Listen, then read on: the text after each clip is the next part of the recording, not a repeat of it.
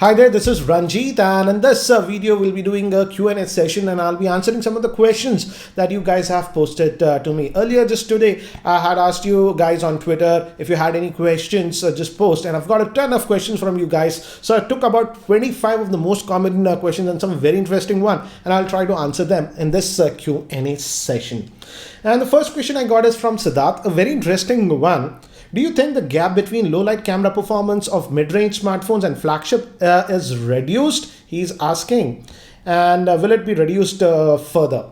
Definitely, Siddharth. We have seen huge improvement, I would say, in terms of camera performance from a flagship smartphone to a mid-range smartphone. For example, if you look at some of the mid-range smartphones like the Redmi Note 5 Pro or even the Honor 7X, etc., the camera performance is actually very good if we compare it to other mid-range smartphones, let's say from a year ago. So definitely the gap is getting reduced. But again, in terms of flagships, so the camera performance is definitely better. For example, this is the Galaxy S9 Plus.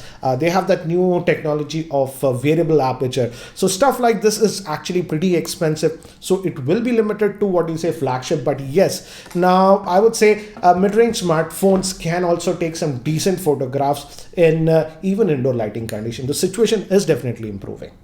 Next question is from Pawan. He's asking, how much do you pay to your broadband operator for 1 month? 1 second. And what is the speed? I actually have two broadband connections. My main connection is ACT broadband. I think so it's the 1250 plan or whatever. I don't recall. So after taxes it comes, I don't know, about 1350 or something. And the speed, they have recently bumped up to 100 megabit. And FUP is after 300 GB if I recall. My second backup connection is Airtel. It's a VDSL line, and by the way, on ACT I get both upload and download 100 megabits. It's the same because it's the fiber connection. Airtel is a VDSL connection. I pay, I think so, about 850 rupees for that. And I don't recall exactly, the base package is 100 GB, I think so, but as I have a Airtel postpaid connection, multiple connections, I think so they give some extra, so it's about 120 gigabytes of postpaid. Good thing with Airtel is now that even for the broadband connection, if I'm not using the data, they're adding it to the next month. So I have almost about 500 GB of data on my Airtel broadband connection. But yeah, definitely ACT is the one that I go for uploading videos and stuff, because Airtel, though the download is 24 megabit, upload is just 4 megabit. This is by Pramod. He's asking, do you reached out to the Mi officials complaining about the flash sales? Do you know the reason why normal people still can't get the Redmi Note 5 Pro? Pramod, I think so you haven't watched the video that I posted last week regarding the regarding Xiaomi in India and some of the issues that I highlighted. And I was also eager to get feedback from Xiaomi officials, but their PR company contacted me and I didn't get a favorable answer. In fact, I got this. They said, next time, would you please speak to us before ranting? So that's the feedback that I got. I gave, you can watch the video. I'll leave the link for that video in the YouTube description area. So yeah, that's the feedback that I got. This is by Seema. He's asking, do you think Xiaomi can retain its #1 market share in 2018? I feel in 2018 they will still be the #1 player in the market because they are providing very good devices still at a very good value. But yes, I know a lot of people are sort of pissed with the flash sales, specifically the Redmi Note 5 Pro. I would say it's very difficult to get, and they are not being transparent. Many people are asking how many units are going for sale. Just post that before sales. They're not doing stuff like that. So yes, as of now, I think so they're still providing very good value, and in 2018 I still feel Xiaomi will retain its #1 position. But it's not like the competition is sitting idle. There are some other brands that are also working, but as of now I would say, yeah, the Xiaomi is in a very good position, frankly. Let's move to the next one. This is by Soria. He's asking, what are your thoughts on Nokia 7 Plus? Is it going to launch in India soon? There is an event in India on 4th of April. And that's by Nokia HMD Global. And looks like they'll be launching the Nokia 7 Plus. And maybe rumors are that even the Nokia 6 2018. So it'll be interesting to see. I'm actually looking forward to the Nokia 7 Plus Yes, it will be slightly on the premium side. I'm hoping around 23,000 or so, well below 25,000. If that's the case, it's going to be a very interesting handset. When I was in Barcelona in MWC, I checked out the Nokia 7 Plus and I was very impressed. In fact, I already shot a video about it. I'll leave the link in the description area. This is by Ayu. She's asking, will it be worth to buy the Redmi Note 5 Pro if I don't like clicking pictures much? What are the other areas that should be looked upon? I would say, Ayush, if you are not bothered about the camera, then strictly speaking, the Redmi Note 5 Pro, you don't need it. You can definitely go with the regular Redmi Note 5. You'll save quite a bit of money, and or even the Honor 7X. The biggest strength of the Redmi Note 5 Pro is the camera performance, I would say. So if camera you're least bothered about it, you can say. And also let's wait and see the Nokia 6 2018 edition if it comes out in India. That's also a good option. I'm hoping Zenfone 5 will launch in India, and what else? Maybe the Moto G6 series will also launch very soon in India. So these are the other options that you can look for if you can wait for some time.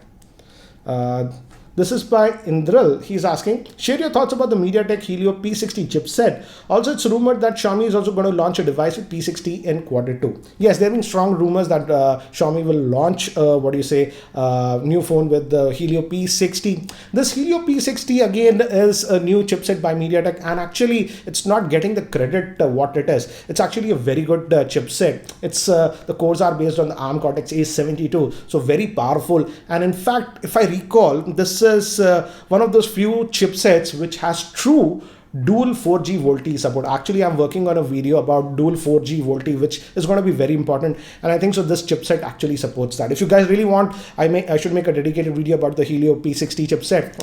I will make, because ISP also, it's an interesting thing on that one. Yeah, so it's an interesting chipset by MediaTek.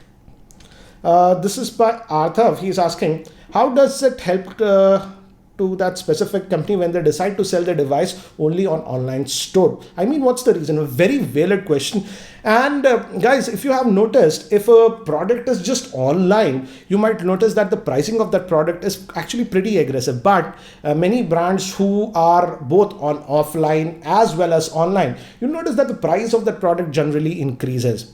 And I'll tell you why this happens. If a product is just online, mostly these vendors might go with Amazon or Flipkart, and if they give exclusivity to one platform like Amazon or Flipkart, these guys give them a very good deal. In terms of commissions, they might charge them very low commissions, let's say just about 2% or 3%. But if when you go offline, there is a lot of distribution costs that has to go. There'll be a main distributor, then there will be a regional distributor. Again, everybody will take some commission. Let's say the main distributor takes about 3%, then the regional distributor will take about 4-5%. Then they have to do logistics of transporting these devices to every dealer in the shop. That also adds to the margin. And again, the shopkeeper won't be interested in selling a device if he's not getting, let's say, I don't know, it varies from model to model, let's say 6 to 10%. So again, as you can see, by going offline, purely offline, the distribution cost, the marketing cost, the whatever retailer margins and etc., the cost of the device can increase up to about 20%. Hence, many brands who are just online can give you better margins compared to offline brands. That's the big reason. Moving to the next one, this is by Devraj. He's asking, do you think the Huawei P20 Pro with Leica optics and 3 camera is a marketing gimmick, or it actually serves a purpose? Do you plan to review it? Regarding reviewing it, guys, as of now, we don't know if this, Huawei P2 Pro will officially launch in India. If it's going to launch officially in India, I'll definitely try to review it. And it's an interesting take now what Huawei is doing with the 3 camera setup. I don't want to comment about it without testing it, but definitely if it comes, I will test it and compare it with the likes of the S9 Plus and even the Pixel 2 XL. So let's see if it launches in India, because generally what we have seen is that Huawei flagships are not launched in India. But let's see if this launches or not. Okay. This is by Mr. Jadeja. He's asking, how's your experience with the Verna automatic, and is it better than the manual in terms of fuel economy? He's asking about the car that I recently purchased. This is the Hyundai Verna, and the Mr. Jadeja, the version that I bought is the automatic variant, and this is in petrol. And to answer your question very bluntly, any automatic will not give you that good mileage compared to a manual counterpart. In fact, I would say the automatic will give you approximately about 10 to 15% less mileage compared to a manual. So that's the case even with this Varna and another automatic car that we have here. So definitely in terms of mileage, automatic will not give you that much mileage. And as of now, my Varna automatic SXO, that is petrol, is giving me about 7.5 kilometers per liter in city driving. And when the roads are open around, not highway, but outskirts of the city, it is giving me anywhere between about 11.5 to 12 kilometers. This is the petrol variant. The diesel definitely gives a lot more, but yeah, don't expect the mileage to be that great compared to the manual counterpart. Expect at least about 15% less mileage on automatic variants. That's how it is. This is by Akash.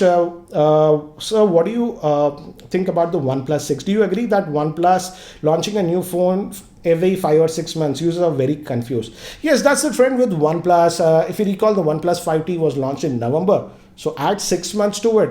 Hopefully by May, we will be seeing the OnePlus 6. And after that 6 months, maybe November of 2018 or something, we might see the OnePlus 6T. That's how OnePlus is going about it. So yeah, so we should see a OnePlus sometime in May. According to the stuff what we are seeing. And yeah, we might also see a price increase also, because that's the trend that we are seeing. Every generation they're slightly increasing the pricing, not too much, but yeah, definitely slightly increasing it. And yes, the notch might be there on the OnePlus 6. This is by Sorian. He's asking, I want to buy a device under rupees 20,000. Should I go with the Redmi Note 5 Pro or should I wait for the Asus Zenfone 5? Any expectations of the Asus Zenfone 5 price? I'm also waiting for Asus to launch the Asus Zenfone 5. Let's see if they do it in April or not. And yeah, also wait for the Nokia 6 2018 edition. Nokia 7 Plus is also expected to launch, and the Moto G6 series, I hope Motorola launches in April. So quite a few smartphones should be launching next month. This is by Rajat. How good is Redmi Note 5 Pro's camera for low light or night photography? Rajat, as I've said in my full review of the Redmi Note 5 Pro, this is the best camera-centric smartphone that Xiaomi has released in the mid-range market. And yes, it is definitely better than the Mi A1. I have tested it, already posted a dedicated video. But again, don't expect, yes, it is good enough even in artificial lighting, but don't expect it to compete with flagships or even I would say the OnePlus 5T in low lighting conditions. In low lighting conditions, even the OnePlus 5T will do a lot better. And definitely you simply can't compare it with the flagships like, let's say, the Pixel 2 XL or even the Galaxy S9 Plus. They are in another league in terms of low lighting. So yes, it will do the job, but don't expect miracles. This is by Arjit. He's asking, you used a lot of phones and clicked a lot of photos and videos. So how do you store them and watch it safely for the future? Like a cloud, iCloud Drive, or what plans to use? I have iCloud account. I also have a Google Drive account. But as you notice, I create a lot of content, use so many smartphones, take photographs and stuff. So for storing them, actually, I have a dedicated NAS. That's a network attached storage. I have one 8 terabyte model here in my office, just below that. And one more is there, that is a 16 terabyte. So I store it for there. But recently, I'm testing this product. This is known as the WD My Cloud Home. And I feel this is a very good product. This automatically backs up your photos and videos that are there on your smartphone. You don't have to do anything. Works both with iPhones as well as Android devices. And you can have multiple devices. So lately I've been testing this one for the last 1 week. I'm very impressed with this one. And this is very easy to use, not complicated like network attached storage and stuff like that. So anybody can use it. You just set it up once and automatically it keeps backing up stuff. So I will definitely be posting review for this one. So stay tuned. Interesting product, I would say, and should answer the question that you have. This is by Adarsh. Sir, don't you think Samsung Galaxy S9 pricing is good in India? Because S9 in other countries is expensive than the predecessors. But in India, they have launched at the same price as the Galaxy S8. Yes, in terms of pricing, Samsung didn't go bonkers, I would say, in India. And yes, they are offering some cashback discounts if you use some specific credit card. So the pricing S9 Plus, I think so, was for 65, but you use that credit card, you get 8,000 off. So yeah, the pricing is actually good. But guys, thing is that real fact is that S9 and S9 Plus demand is not that good this year. It's very surprising, and people are actually not upgrading that much to the S9 Plus. Though I would say this is the best Android flagship that Samsung has produced till date. But again, considering the price point, you now have smartphones like the OnePlus 5T Honor, View 10, etc., or even the Pixel at a lower price point. So that might be the case that people are not upgrading. Oh, and the design hasn't changed from the Galaxy S8. That might also be a reason. This is by Narayan. He's asking, with every company embracing the notch, including Google, what are your thoughts about it? Yes, sadly, we are going to see the notch. This is the most stupid trend that we're going to see. We saw that with the Vivo, then the Oppo recently launched the F7. And strong rumors are that the OnePlus 6 will also have a notch. The Zenfone 5 had a notch. And the new LG G7 is also rumored to have a notch. So yes, we are going to see the notch design in almost every other, Android flagship. Not a big fan of the trend, what is going, but that's what we are going to see. It'll be really funny if Apple this year with the iPhone 11 removes that notch design. It will be a big blooper in my opinion. I hope Apple does that. So anyways, next one is from Argadeep. He's asking, what about the launch of the Moto G6 series? Aren't they taking too much time to launch the same? Again, just last week I posted a video about the Moto G series, specifically the Moto G6. Watch that video. I'm also waiting, and I don't know what's wrong with Motorola. Why aren't they launching? Because the competition is definitely eating them up. Again, watch that video. I made some valid questions about Motorola's tactics in India. I frankly feel they are just launching too many variants of the G series and thereby not updating their lineup, and many users are frustrated about that.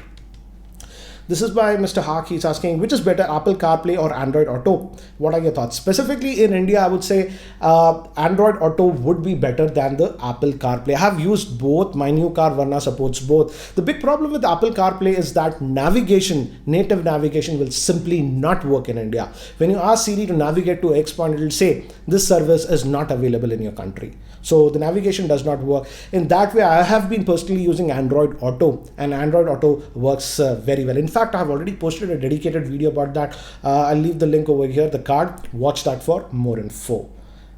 This is by Sandeep. He's asking, according to you, which brand has more resale value, Apple iPhones or Google Pixel?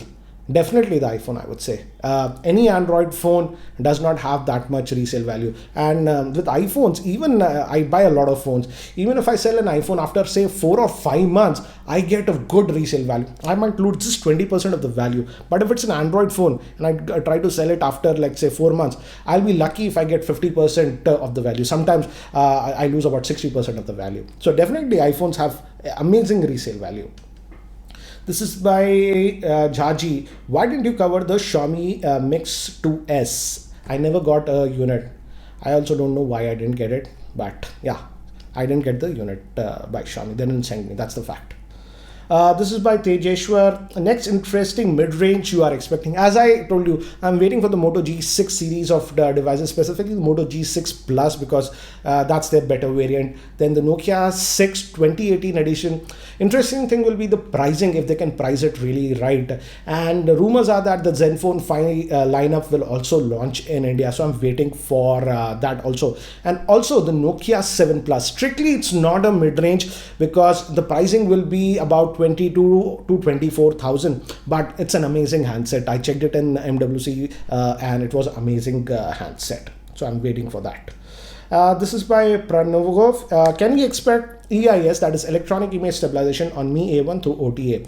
Frankly speaking, I don't think so you'll get that update because Xiaomi will give that EIS whenever they launch the Mi A2, and that'll be the differentiating factor. If they plan to put EIS, they would have sent that update till now. So sad move, because the Redmi Note 5 Pro has excellent electronic image stabilization. These are just marketing tactics by Xiaomi to sell different models, guys. That's a fact. So I don't expect it, but the Mi 8 A2, if it launches, whenever it launches, should have EIS. This is by Rajat. Why Xiaomi India didn't launch the same version of the Redmi Note 5 Pro in India as in China? Yes, I'm also bummed about this, and I know I've got several questions from you guys regarding this, and I again have this question to Xiaomi India. Don't do this.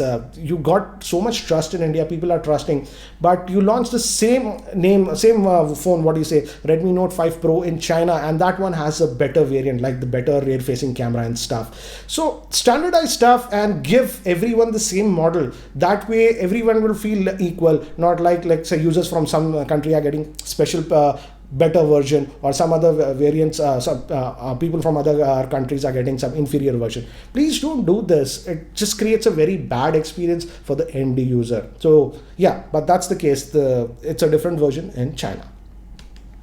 This is by Asim. He's asking, new tech is coming every day. One buys a flagship and within a few months it's always beaten. Obviously, that happens in this smartphone industry. Do you think it's still wise to invest in a flagship phone when we get mid-range phones like the OnePlus 5T and are competing with flagship neck to neck? What do you think about the value of money in this? Definitely, in terms of value of money, the OnePlus 5T or even the Honor View 10 offer amazing value. For example, this is the Honor View 10 and my primary SIM is in this one. And this is the only smartphone in India as of now that supports true dual 4G VoLTE support. So that's the reason that I'm using it. I have the S9 Plus also. So yeah, in terms of value for money, I would say definitely these premium, these vendors like Honor and OnePlus are doing a fabulous job. And the fact is that, yes, it's eating into the market of flagships like Samsung. The Samsung Galaxy S9 and the S9 Plus are simply not doing that great in India. So yeah, I review for so many phones that I purchase it. But frankly speaking, I would say if I was to go and buy like a normal user, I would have been happy with the Honor View 10 or the OnePlus 5T. That's my frank opinion. This is by Abhijit. Are you satisfied with your Tiago? That's a car by Tata.